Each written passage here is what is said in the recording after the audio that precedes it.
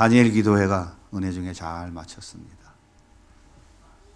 특별히 많은 분들이 말씀과 간증을 전해주셨는데 그 중에서 또 아주 가슴에 오래 남는 그런 내용이 있었습니다. 수학사부 차길령 대표의 간증, 제 마음에 큰 도전이 됐습니다. 차길령 대표는 수학 강사로 크게 성공해서 여러 개의 기업을 경영하는 잘 나가는 CEO였습니다.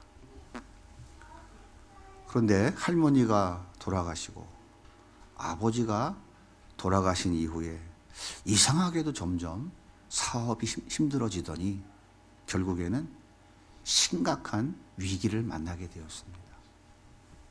도대체 이유를 몰랐어요. 실패해야 될 이유가 없어요. 뭐 잘못된 게 없어요. 왜 이럴까? 고민하던 중 어느 날 하나님께서 여전도사님 한 분과 권사님 한 분을 만나게 해주셨어요.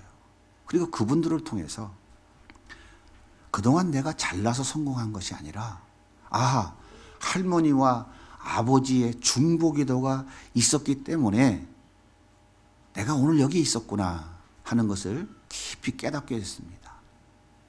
그래서 두 분의 중보자의 도움을 받아 기도하기 시작했습니다. 내가 살기 위해서는 기도해야 되겠구나. 열심히 무릎을 꿇고 기도했는데 정말 오래 기도한 것 같은데 시계를 보니까 5분밖에 안 지났어요. 야, 기도가 참 어려운 것이구나 하는 것을 절실하게 깨달았어요. 하지만 나는 기도해야 되겠다. 하루에 1시간씩 작정해서 기도하기로 하나님 앞에 결단을 하고 날마다 기도를 놓치지 않고 멈추지 않기 위해서 애를 쓰며 몸부림을 쳤어요. 그렇게 3년의 세월이 흘렀는데 어느 순간 무너져 있던 모든 것들이 다 회복되어져 있었고 하나님은 나를 더 존귀하게 높여주셨습니다. 라고 고백하는 그의 간증이 생생하게 기억납니다. 그분이 이렇게 외쳤죠. 여러분 기도하십시오. 기도를 멈추지 마십시오. 하나님이 들으십니다. 오늘 우리가 읽은 이 시편 3편은 다윗이 아들 압살롬의 반역을 피해 도망가면서 지은 시입니다. 많은 지도자들과 많은 장수들이 압살롬 편에 섰어요. 그리고 철병거와 군사들을 이끌고 예루살렘으로 공격해 들어왔습니다. 그런데 그 숫자가 얼마나 많았는지 오늘 1절에 보니까 다윗이 이렇게 외쳐요. 여호와여, 나의 대적이 어찌 그리 많은지요. 일어나 나를 치는 자가 많으니이다. 다윗은 수많은 전쟁에서 늘 선봉에 섰던 사람입니다. 탁월한 전략가였으며 용맹한 장군이었습니다. 하지만 예상치 못한 상황에서 압살롬이 밀어붙인 그 강력한 반란 세력에 의해 다윗은 지금 속수무책이 되었어요. 목숨을 보존하려면 빨리 도망쳐야 됩니다. 얼마나 상황이 급박했는지 사무엘하 15장 30절은 당시의 상황을 이렇게 기록합니다. 다윗이 감람산길로 올라갈 때에 그의 머리를 그가 가리고 맨발로 울며 가고 그와 함께 가는 모든 백성들도 각각 자기의 머리를 가리고 울며 올라가니라. 얼마나 급했으면 왕이 신발도 못 신고 예루살렘 성을 빠져나가야 했을까요? 얼마나 가슴이 아팠으면 왕이 머리털로 자기 얼굴을 가리고 울면서 감람산을 넘어갔을까요? 예루살렘 성은 해발 750m 고지에 형성되어져 있습니다. 그리고 바로 맞은편에는 감람산이 있어요. 그리고 예루살렘과 그 감람산 사이에 있는 골짜기가 여러분들 잘 아는 기드론 골짜기라고 하는 것이죠. 다윗은 예루살렘 성을 빠져나와서 맨발로 울면서 기드론 골짜기를 건너서 감람산을 지금 넘어가고 있는 것입니다. 여러분, 얼마나 기가 막힙니까? 그런데 사람들이 다윗을 보고 조롱을 해요. 오늘 2절에 보면 이렇게 말합니다. 많은 사람들이 나를 대적하여 말하기를 그는 하나님께 구원을 받지 못한다 하나이다. 다윗은 충성스러운 부하장수 우리아의 아내 밧세바를 빼앗았습니다. 그리고 완전 범죄를 위해서 우리아 장군을 전쟁터 최일선에 보내 죽여버렸어요. 사람들이 외치는 겁니다. 네가 그렇게 악한 죄를 졌기 때문에 네 아들 압살롬이 대적해서 네 목에 칼을 겨누는 거다. 너는 구원받지 못해. 정말 기가 막힌 조롱을 하고 있는 거죠. 아들이 아버지 목에 칼을 대는 것만 해도 감당할 수 없는 아픔인데 자기가 지은 죄까지 다 들춰내면서 저주하고 있으니 어찌 부끄러워서 얼굴을 들 수가 있겠습니까? 왕이 자기 머리털을 가리고 자기 머리털로 얼굴을 가리는 이 행위는 패전국의 왕이 승전국의 왕 앞에 무릎을 꿇고 항복을 하는 그런 모습이에요.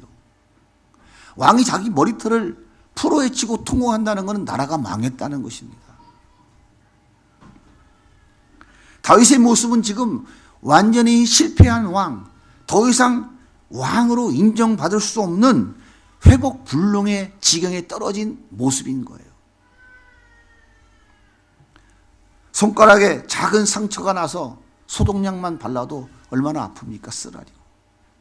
그런데 깊은 상처에 왕소금을 뿌려대고 있으니 다윗의 가슴이 얼마나 찢어지듯이 아팠을까요?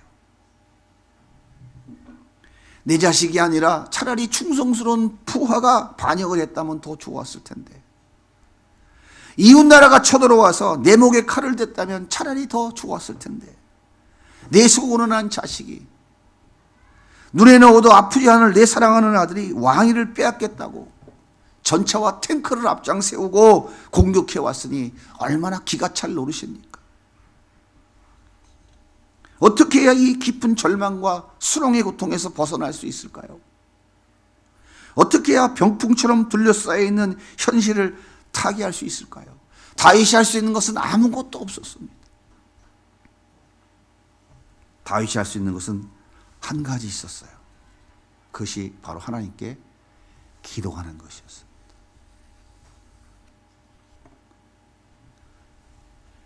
다윗은 이렇게 기도합니다.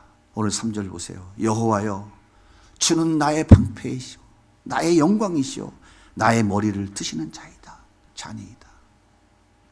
나의 방패 되신 하나님, 나의 영광이신 하나님, 나의 숙인 머리를 다시금 들게 하신 하나님, 내 기도를 들어주옵소서요. 하나님께 부르짖어 기도하는 것밖에 다른 방법이 없었습니다. 다윗이 이렇게 그 처절한 절망과 그 생명의 위기 앞에서 하나님을 향하여 나의 방패이신 하나님, 나의 능력이신 하나님, 나의 숙인 머리를 다시 세워줄 수 있는 하나님, 그 하나님께 기도할 수 있었던 이유가 뭘까요? 다윗은 하나님께서 내 목소리를 듣고 계신다는 것을 확신하고 있었어요. 이거 한 가지밖에 없었습니다. 내 목소리를 듣지 않으신다면 그 하나님께 부르짖어 나를 구원해 달라고 여호와여 일어나소서라고 외칠 수 있겠습니까? 그렇습니다. 하나님은 우리의 부르짖는 소리, 우리의 간구와 기도 소리를 들으십니다. 그리고 반드시 응답하십니다. 요한일서 5장 15절은 이렇게 말씀해요. 우리가 무엇이든지 구하는 바를 들으시는 줄을 안즉 우리가 그에게 구한 그것을 얻을 줄 또한 아느니라. 하나님은 우리가 외치는 소리를 반드시 들으십니다. 그리고 반드시 그 소리를 들으시고 대답해 주십니다.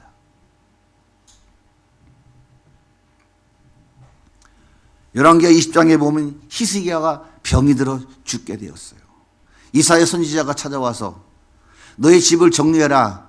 너 오늘 죽는다. 그렇게 하고 가버렸어요. 그 소리를 듣고 히스기야가 할 수 있는 게 뭐가 있겠습니까? 하나님이 이사야 선지자를 통해 와서 너 오늘 죽는다고 하나님 말씀하셨어. 너 병 때문에 죽어. 오늘 죽는 날이야. 빨리 짐 싸고 죽을 준비해라고 하셨는데 더 이상 할 일이 뭐가 있겠습니까? 의원이 와서 진찰을 한들 뭐하고 약을 먹으면 무슨 소용이 있겠습니까? 히스기야가 할 수 있는 게 뭐였어요? 하나님 앞에 기도하는 것밖에 없었어요. 히스기야가 낫을 벽을 향하여 무릎을 꿇고 통곡하며 울었어요. 하나님께 부르짖어 기도했습니다. 열왕기하 20장 2절에 이렇게 말씀하십니다. 히스기야가 낫을 벽으로 향하고 여호와께 기도하여 이르되 여호와여 구하오니 내가 진실과 전심으로 주 앞에 행하며 주께서 보시기에 선하게 행한 것을 기억하옵소서 하고 히스기야가 심히 통곡하였더라. 하나님, 죽을 병 걸렸습니다. 살려주세요.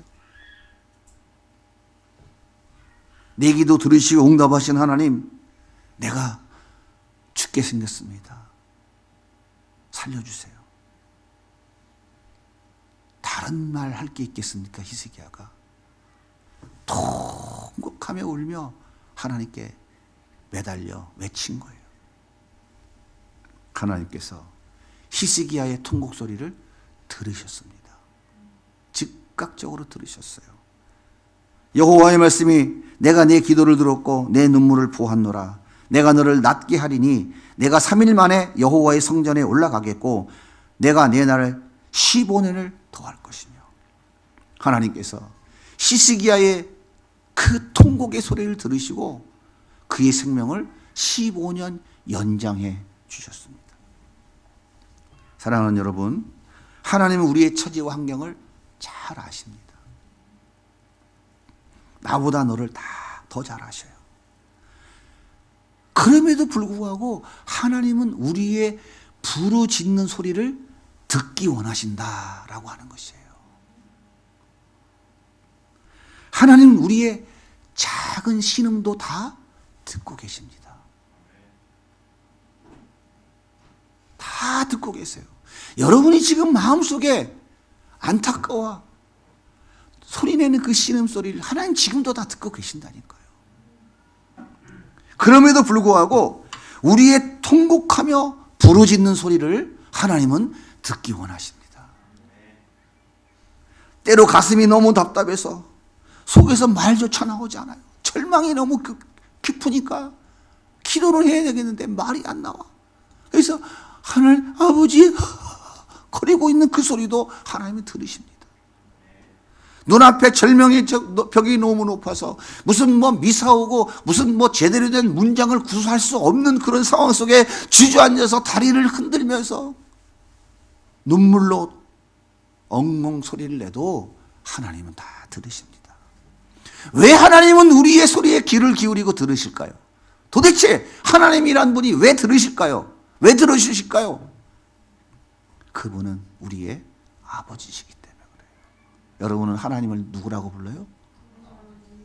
하나님? 나의? 누구의 아버지요? 보람이의 아버지요? 하나님은 누구의 아버지요? 나의 아버지. 그 하나님이 나의 아버지예요. 예수님이 그랬잖아요. 그분은 너의 아버지다. 예수님도 하나님을 아버지라고 불렀어요. 아버지기 때문에 그래요. 어린아이가 울면 엄마가 배가 고픈지 기저귀에 실내를 했는지 알까요, 모를까요? 울음소리가 다 비슷비슷한데 엄마는 다 알아듣고 얼른 젖병 갖다가 입에 물려주고 얼른 기저귀 갖다가 갈아줍니다. 엄마는 다 알아들어요. 독생자 예수 그리스도를 십자가에 내어주시고 자녀 삼아주신 우리 하나님 아버지께서 자녀들의 간구하는 소리를 못 알아들으실까요? 다 듣고 계십니다. 다 알고 계세요.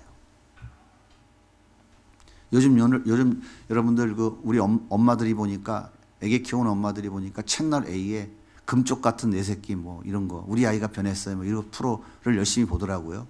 저도 과거에 관심이 없었는데 요즘 가끔 슬쩍 지나가면서 봅니다. 오은영 박사가 진행하는 프로그램이죠. 아이들의 문제를 엄마한테 다 듣고 그 아이들의 모습을 이렇게 살펴본 다음에 해답을 제시해 주는데 놀라운 변화가 일어난다고 그래요. 그래서 많은 사람들이 오은영 박사에게 가서 자기 자녀의 문제를 좀 이야기하려고 찾아갔는데 사람이 너무 많아서 줄을 선대요. 10분 이야기하는데 85,000원이래요.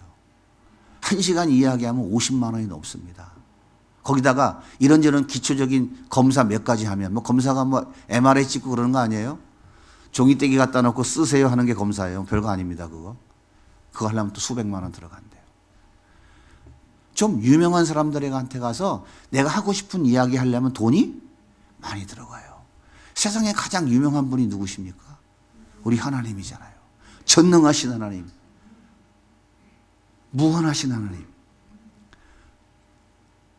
그분한테 가서 이야기할 때 돈이 들어요, 안 들어요? 그분 돈 안 들어요. 왜 그럼 모르셨어요? 아직?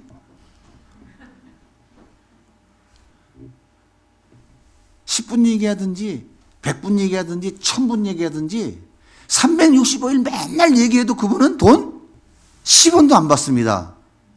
저 지금까지 열심히 기도하며 살았는데 영수증 하나도 없어요. 돈 낸 일이 없어가지고. 여러분 있습니까? 혹시 있으신 분들은 저한테 좀 보여주세요. 제가 조금 갚아드릴게. 좋으신 하나님이에요. 세상에 가장 능력 있고 세상에 가장 상담을 잘해주시고 우리의 모든 소리를 다 들으시고 그리고 나서 해답까지 정확하게 가르쳐주신 그 전능하신 하나님 우리 아버지세요. 그분에게 우리에게 하는 모든 이야기는 다 들으십니다.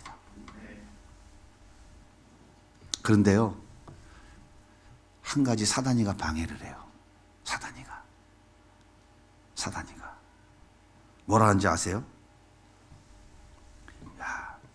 하나님 너 기도를 안 들어. 들을 리가 있냐? 너도 양심 있으면 한번 생각해봐. 너가 지은 죄가 얼마나 많냐? 사람이 양심이 있지 말이야. 그렇게 죄짓고 못된 짓 다 하면서 하나님한테 이야기하면 기도 들어주겠니? 너 무슨 자격으로 기도하니? 사람이 양심이 좀 있어라.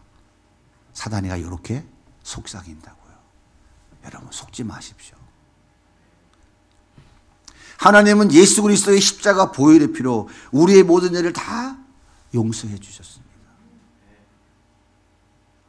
영원히 지옥 형벌을 받아야 할 죄이지만 예수 피가 우리를 덮고 있기 때문에, 예수님이 우리를 안고 계시기 때문에, 예수님은 우리의 죄덩어리를 보는 게 아니라 그 죄덩어리를 덮고 있는 그 예수의 십자가 보혈의 피를 우리 하나님이 보신단 말이에요.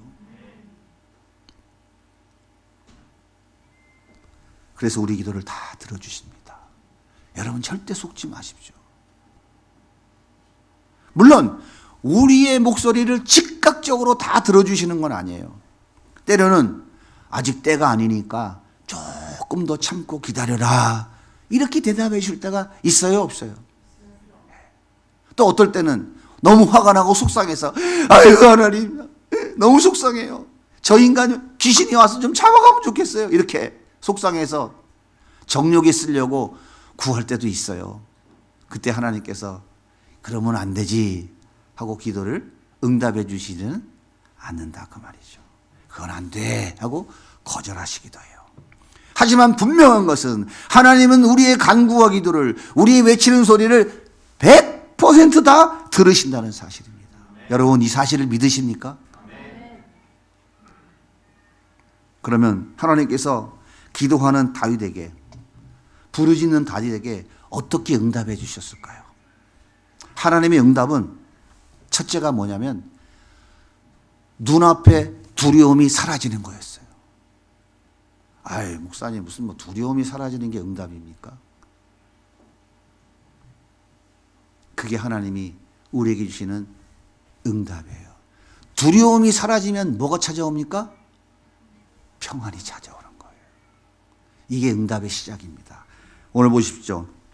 6절에 다윗이 뭐라 그래요? 천만인이 나를 에워싸 진친다 해도 나는 두려워하지 아니하니이다. 다윗은 그 심각한 위기 가운데 두려워하지 않았다. 다윗은 신발도 신지 못한 채 머리를 풀어헤치고 지금 강남산을 넘어서 도망가는 긴박한 상황입니다. 다윗의 주변에 죽음의 그림자가 뒤덮고 있었습니다. 그런데 다윗은 전혀 두려워하지 않았어요. 왜 그랬을까요? 왜 두렵지 않았을까요? 하나님이 나와 함께 계시다고 하는 확신이 그에게 있었기 때문이에요. 부르짖을 때 하나님이 그에게 주신 응답이 다윗아, 내가 너와 함께 하고 있잖아. 네가 13년 동안 사울의 칼날을 피해 도망 다닐 때 내가 너와 함께 하고 있었잖아. 지금도 내가 너와 함께 하고 있었잖아. 아, 하나님이 나와 함께 계시지 라고 하는 이 믿음의 확신이 가슴에 확 밀려 들어오니까 그 죽음 앞에서 다윗은 두려워하지 않은 거예요. 여러분, 인간은요, 두려움이 몰려오면 아무것도 못합니다. 평소에 잘하던 것도 못합니다. 왜 그런지 아십니까? 두려움은 우리의 영혼을 사로잡기 때문에 그래요. 우리의 영과 육을 완전히 사로잡습니다. 그래서 두려움이 몰려오면 하나님이 보이지 않아요. 조금 전까지 나와 함께 계셨던 그 하나님이 느껴지지 않아요. 하나님의 말씀이 전혀 들리지 않습니다. 눈앞에 보이는 현실에 함몰되어 버립니다. 그래서 두려움이 몰려오면 제 아무리 강한 사람도 힘없이 무너지는 거예요. 여러분, 구약 성경에서 가장 위대한 하나님의 사람이 누구였습니까? 엘리야였잖아요. 엘리야는 병거 타고 하늘로 올라간 사람의 죽음도 맛보지 않고 이 엘리야가 어떤 사람이었습니까? 하늘에 불을 끌어내려 갈멜살 제단 위에 모든 재물을 싹 태워버린 능력의 선지자예요. 바알과 아세라 선지자 850명이 칼을 빼들고 지금 바울 앞에 서 있었어요. 하지만 바울은 전혀 두려워하지 않았어요. 하나님, 하늘에 불을 내려 주옵소서 당당하게 기도했어요. 그리고 그 기도의 대결에서 승리하고 약속대로 450명 바알과 아세라 제사장들을 다 칼로 쳐 죽여버렸어요. 그런데 이세벨 왕비가 자기의 선지자들을 죽였다는 소식을 듣고 내가 24시간 이후에 너도 그렇게 죽이겠다 라고 협박을 했어요. 그 소리를 듣는 순간 엘리야에게 두려움이 밀려왔습니다. 그리고 도망치기 시작했어요. 그 위대한 선지자가 맥없이 무너졌습니다. 열왕기상 19장 3절과 4절을 우리 같이 한번 읽어보겠습니다. 시작. 엘리야는 두려워서 급히 일어나 목숨을 살리려고 도망하여 자기 시종을 남겨두고 자신은 홀로 광야로 들어가서 하룻길을 더 걸어 어떤 로뎀나무 아래로 가서 거기 앉아서 죽기를 간청하며 기도하였다. 주님, 이제는 더 바랄 것이 없습니다. 나의 목숨을 거두어 주십시오. 나는 내 조상보다 조금 더 나을 것이 없습니다. 엘리야는 도망치다가 지쳐 쓰러졌어요. 로뎀나무 밑에 쓰러졌습니다. 로뎀나무가 무슨 나무인지 아십니까? 광야에서 자라나는 작은 가시나무예요. 가시나무. 그냥 머리 하나 겨우 이렇게 넣으면 꽁처럼 꽁지는 다 보이는데 머리만 가리고 있는 거예요. 그게 지금 이 위대한 엘리야 선지자의 모습입니다. 여기서 뭐라 그래요? 하나님, 이만하면 됐으니 내 목숨을 거두어가 주옵소서. 죽여달라고 하나님께 지금 간청하고 있는 거예요. 여러분, 두려움이 몰려오면 바로 잊게 되는 거예요.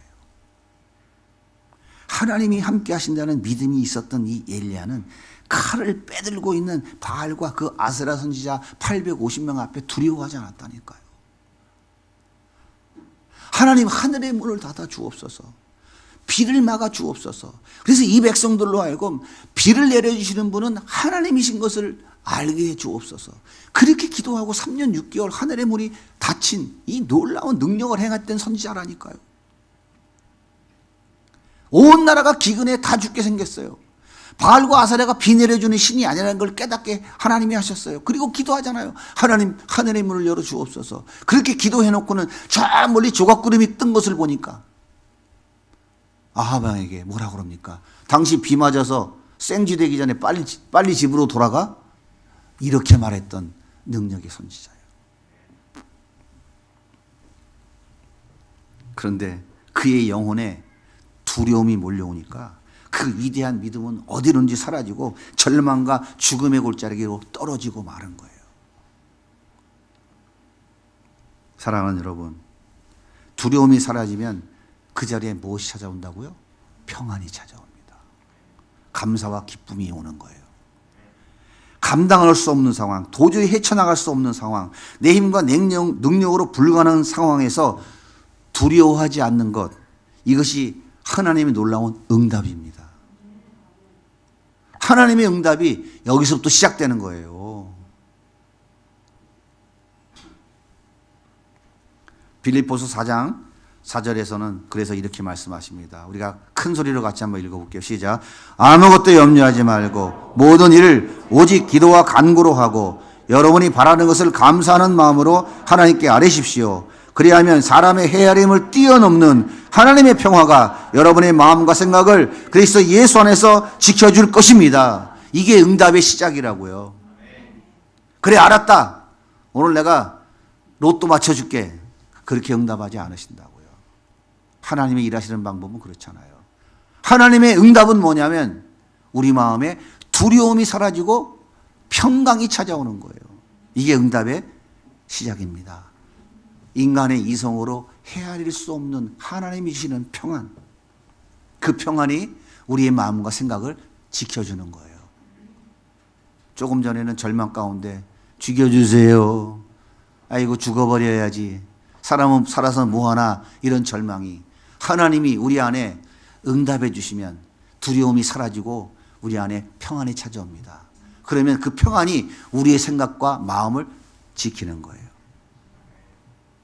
그러면 그 다음에 내가 할 일은 뭘까요? 하나님이 응답해 주셨어요. 내 마음의 두려움이 사라졌어요. 평안이 찾아왔어요. 그 다음은 뭐 할까요? 하나님의 일하심을 기다려야 돼요. 하나님이 어떻게 일하실까? 기대하고 기다리며 기도하며 기다려야 돼요. 인간의 열심히 일했는데 별다른 역사가 일어나지 않네? 뭐야 이거? 기도해도 뭐 별별 일 없네? 하면서 스스로 포기하시면 안 됩니다. 하나님의 응답은 우리의 생각과 너무 많이 달라요. 하나님의 생각은 우리의 생각과 다르다니까요. 그래 알았어 해놓고도 그 알았어의 결과가 오늘 나타날지 내일 나타날지 어떤 방법으로 나타날지 그것까지 하나님은 말씀하지 않으신다고요. 그런 것 같아요? 안 그런 것 같아요? 그것까지 즉각 얘기해 주면 그런 사람들 다음에 만나지 마세요. 하나님께서 어떻게 역사하시는지 믿음을 가지고 기다려야 돼요. 너무나 많은 사람들이 여기서 다 넘어지는 거예요. 하나님은 사람을 통해 일하십니다. 하나님은 내가 처한 환경과 여건을 통해 일하세요. 하나님은 절대로 혼자서 일하지 않으십니다. 자, 그러면 다윗에게 응답하신 하나님이 어떻게 역사하셨을까요? 압살롬에게는 사울왕의 책사였던 아히도벨이라는 사람이 있었어요. 사울왕은 죽었잖아요. 근데 사울왕의 탁월한 책사가 누구냐면 아히도벨이에요. 이 사람이 압살롬 반역하는 편에 딱 붙은 거예요. 왜? 늘 항상 다윗을 죽이고 싶었으니까. 이 사람은 정말 탁월한 사람입니다. 이 아히도벨이 뭐라고 계략을 얘기했냐면 압살롬 왕이시여, 다윗은 지금 지쳐서 멀리 도망 못 갔습니다. 나에게 군사 2,000명만 호출해 주십시오. 내가 즉시 쫓아가서 사울을 제거해버리고 이 모든 반역을 성공으로 바꿔놓겠습니다. 그랬더니 그 옆에 누가 있었냐면 후세라는 사람이 있었어요. 이 사람은 다윗의 사람입니다. 압살롬이 물어봐요. 당신은 왜 다윗과 함께 가지 않고 남았습니까? 이때 후세가 이렇게 얘기해요. 저는 압살롬이 이 나라의 왕이 되어야 된다고 생각하는 사람입니다. 그래서 저는 떠나지 않고 남았습니다. 했더니 압살롬이 너무 기뻐서 좋아해서 물어본 거예요. 그렇다면 당신의 생각은 어떻습니까? 이때 후세가 이렇게 말합니다. 왕이시여, 잘 아시죠? 다윗이 어떤 사람입니까? 그 사람은 탁월한 사람 아닙니까? 비록 지금 급하게 도망가서 지쳐있지만 다윗은 세상이 다 아는 용맹한 장수 아닙니까? 또 다윗의 부하들이 얼마나 탁월한 용사들입니까? 그들을 2,000명 데리고 가서 지쳤다고 해서 함부로 덤비면 이 모든 계획은 실패합니다. 그러면 안 됩니다. 이스라엘 전역에 모든 백성들에게 이 사실을 알리고 군사들을 더 많이 모으십시오. 그리고 다윗의 길목을 지켰다가 기습적으로 다윗을 공격해야 됩니다. 이렇게 전략을 이야기했어요.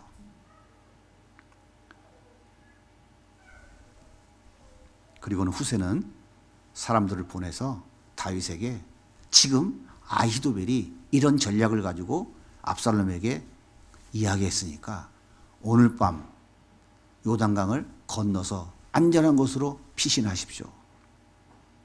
다윗은 전달을 받고 지친 몸을 이끌고 따르는 자와 함께 요단강을 다 건너가서 피신을 했습니다. 사무엘하 17장 22절입니다. 다윗이 일어나 모든 백성과 함께 요단을 건널새 새벽까지 한 사람도 요단을 건너지 못한 자가 없었더라. 아히도벨은 2,000명의 군사를 이끌고 다윗을 치기 위해서 진격해 갔어요.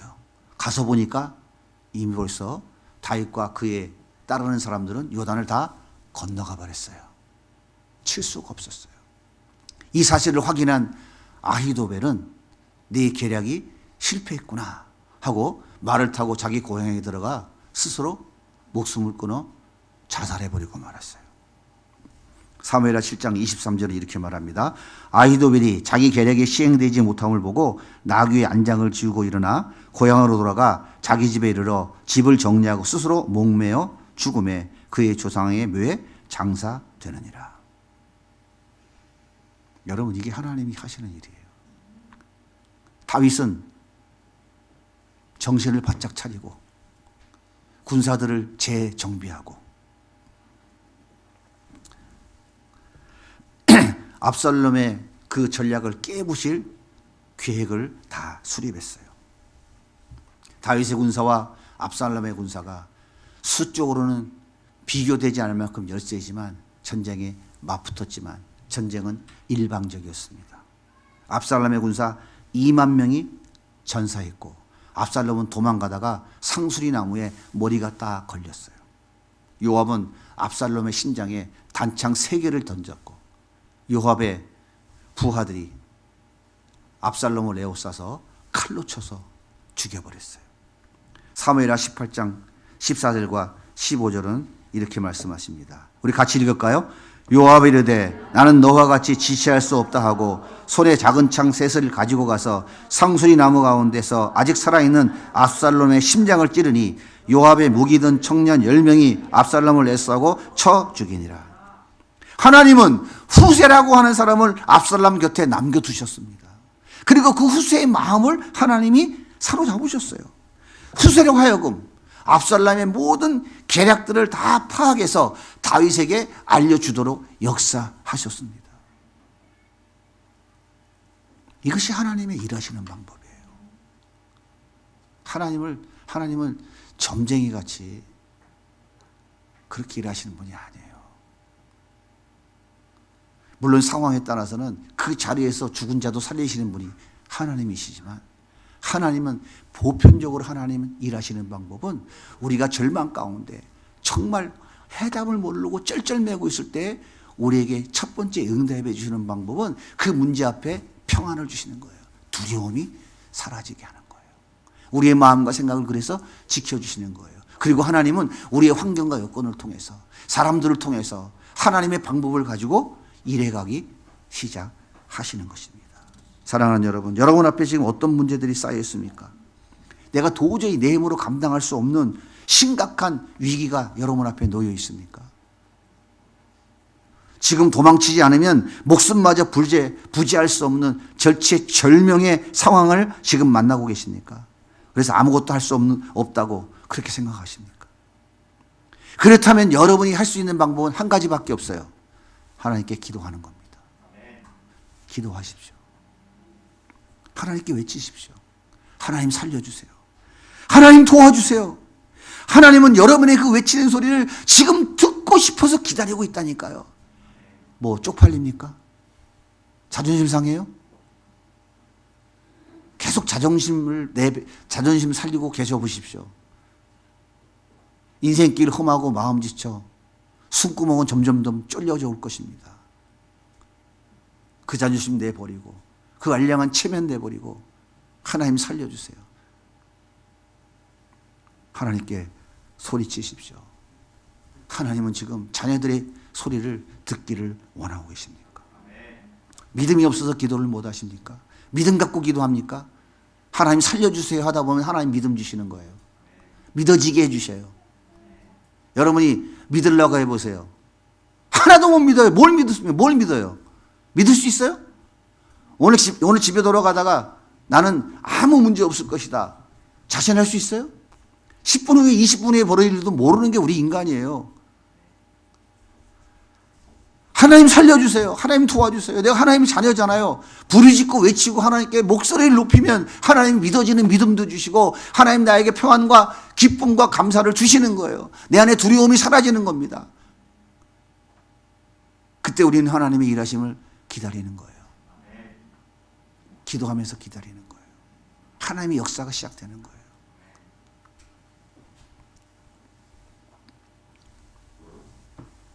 포기하지 말고 기다리십시오. 하나님의 능력은 인간의 이성으로 다 헤아릴 수 없습니다.